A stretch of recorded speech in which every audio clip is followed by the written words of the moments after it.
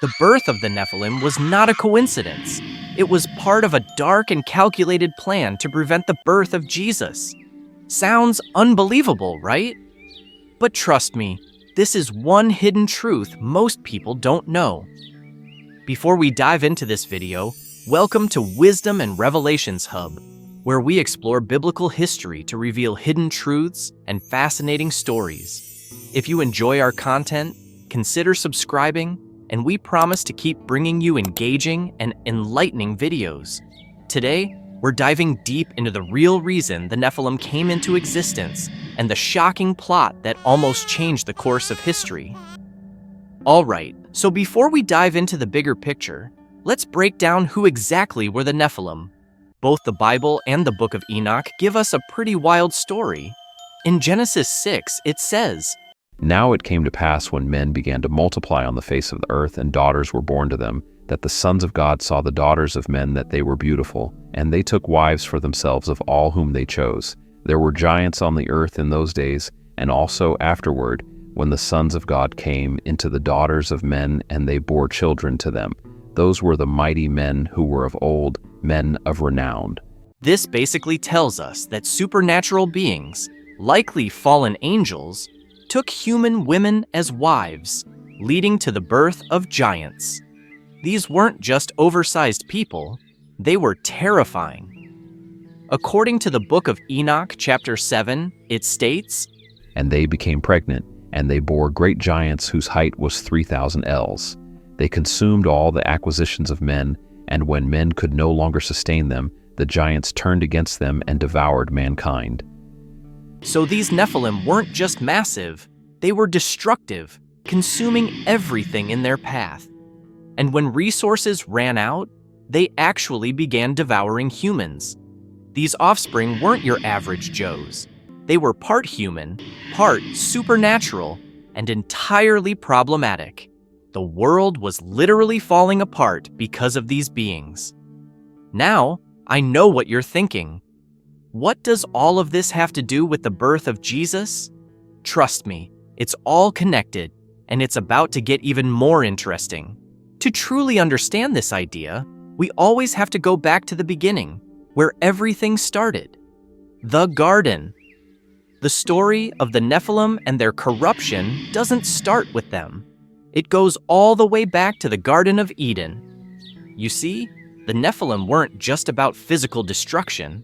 They were part of a much bigger spiritual battle. And it all began with a curse.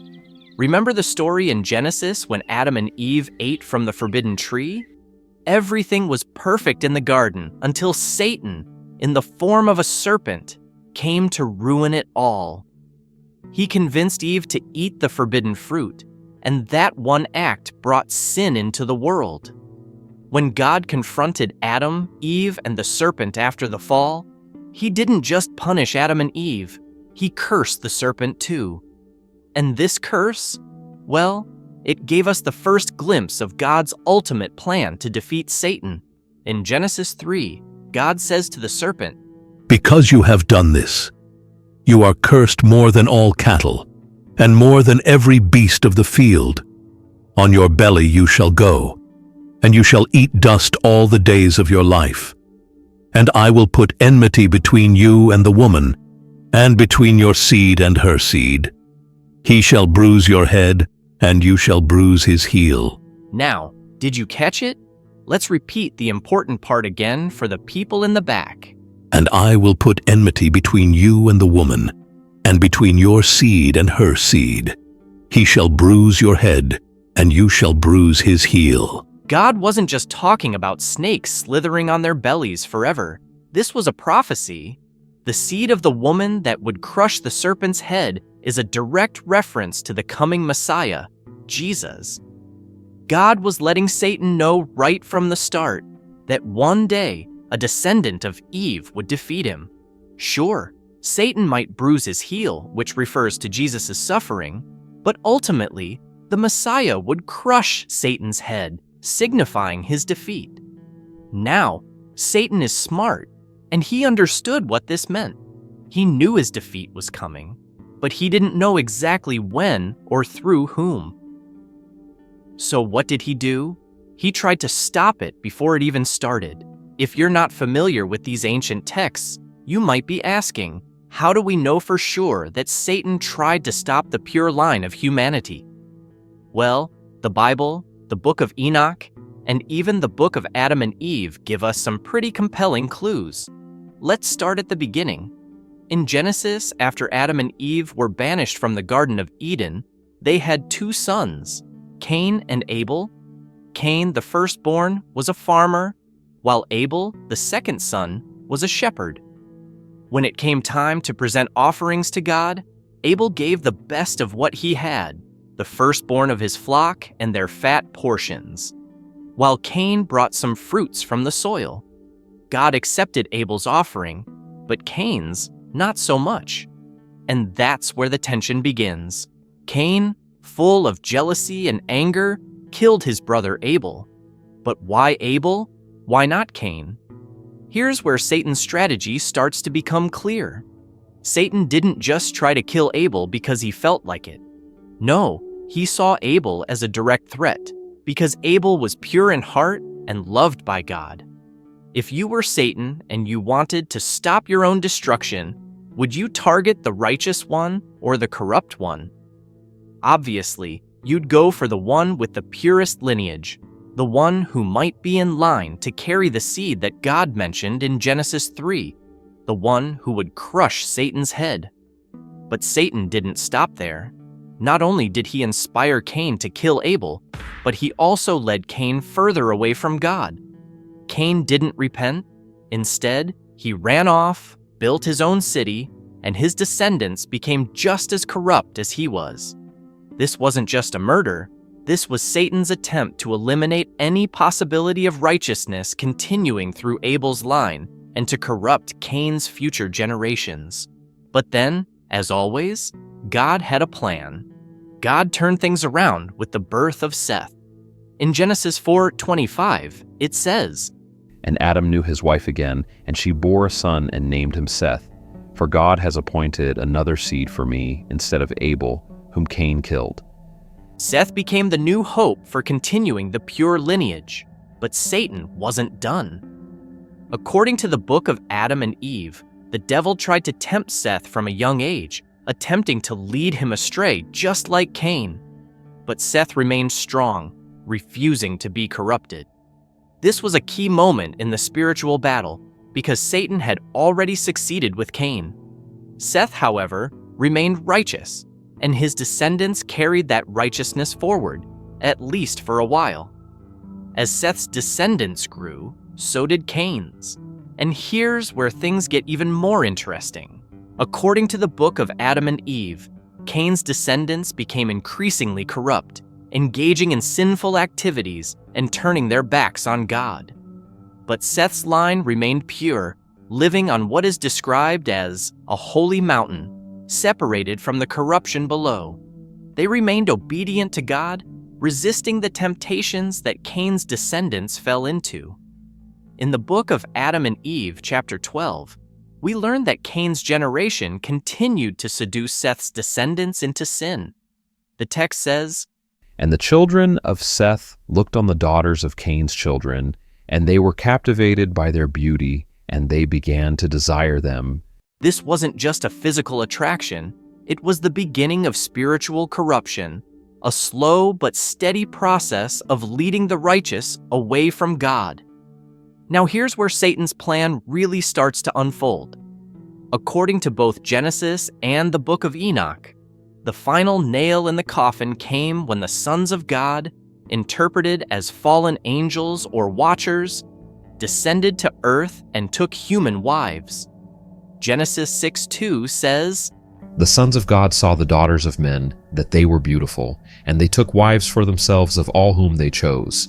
These unions resulted in the birth of the Nephilim, giants who were not just physically imposing, but spiritually corrupt. The book of Adam and Eve describes this period as the moment when Seth's descendants were finally led astray. After resisting for so long, they descended from their holy mountain and began to mix with the descendants of Cain, falling into the same sinful behaviors, drunkenness, idolatry, violence, and sexual immorality. This was Satan's goal all along, to corrupt humanity both physically and spiritually, and to pollute the lineage from which the Messiah would come. This was a turning point in history. These unholy unions led to the defilement of Seth's once pure lineage, opening the door for further corruption. As a result, the offspring of these unions were not only physically strong, but spiritually compromised, contributing to the increasing moral decay and widespread wickedness that began to cover the earth.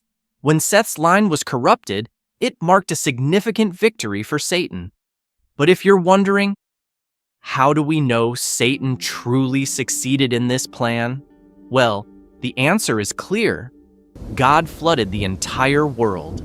Genesis 6 says, Then the Lord saw that the wickedness of man was great in the earth, and that every intent of the thoughts of his heart was only evil continually. And the Lord was sorry that he had made man on the earth, and he was grieved in his heart. This powerful verse shows that Satan's corruption had taken root so deeply that the entire human race, except for one family, had become morally bankrupt. God decided to wipe the slate clean with the flood. But there was one exception: Noah. But you might be thinking, why Noah? Well, Genesis 6:9 gives us the answer. Noah was a just man, perfect in his generations. Noah walked with God. Noah's purity wasn't just about his personal righteousness. It was about preserving the bloodline through which the Messiah, Jesus, would one day come. Satan's mission was to corrupt humanity to the point where the promised Messiah couldn't come into existence. But despite his efforts, God ensured that Noah's line, a pure and unblemished lineage, would survive the flood. And from this lineage, Jesus, the flawless lamb, the perfect sacrifice without blemish, would one day be born, fulfilling God's promise and ensuring Satan's ultimate defeat. Through Noah, Seth's line continued, paving the way for the birth of the Messiah thousands of years later. Seth's descendants are the thread that ties this whole story together.